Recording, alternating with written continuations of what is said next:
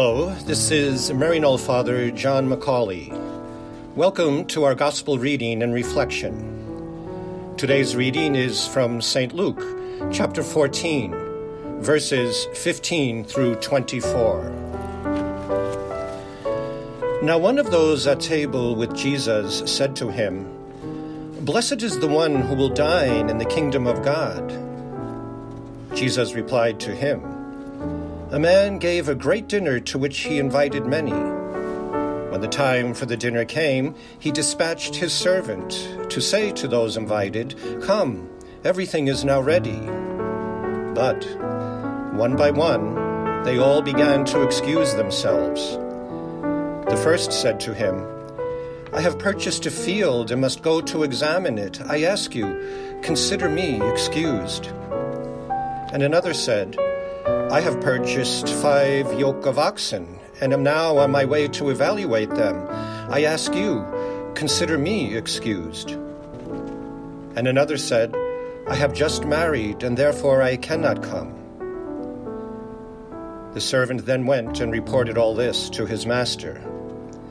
At that, the master of the house, in a rage, commanded his servant, 'Go out quickly into the streets and alleys of the town, and bring in here the poor and the crippled, the blind and the lame.'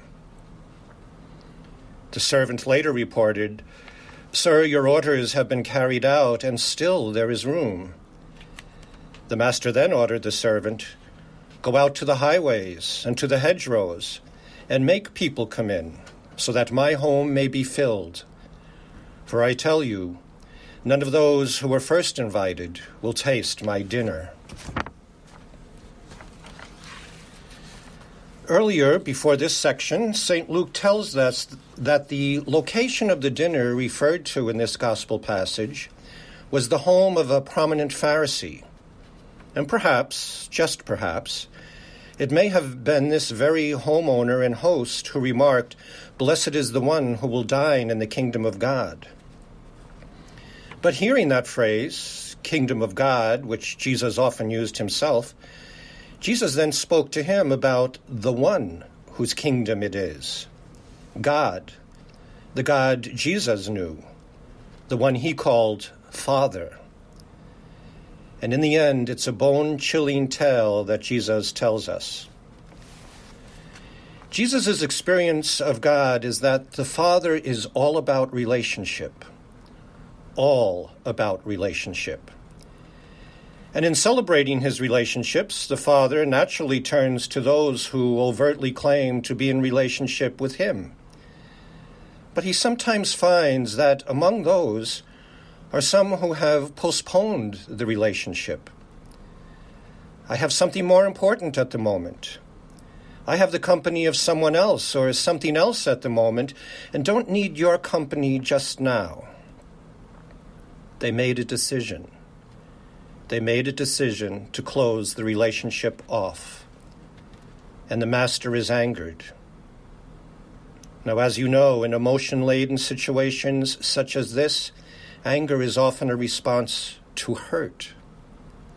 The master, the Father, is both hurt at this loss and is himself at a loss in this hurtful situation. But there are others who are in relationship with the Father, even though they may not be aware of it themselves or cannot believe that it could be true for them. And so, after hearing from those who claim relationship with the Father also naturally turns to those others whom he knows himself to also be in relationship with him. In this passage, it is the poor and the sick.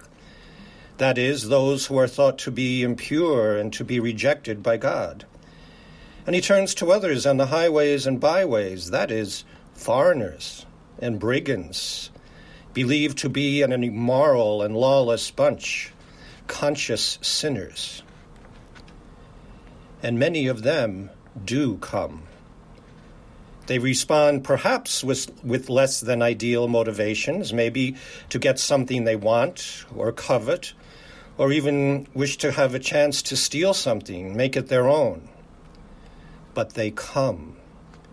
They are motivated to be with the Master. They do not refuse the offer and do not cut themselves off from the offerer.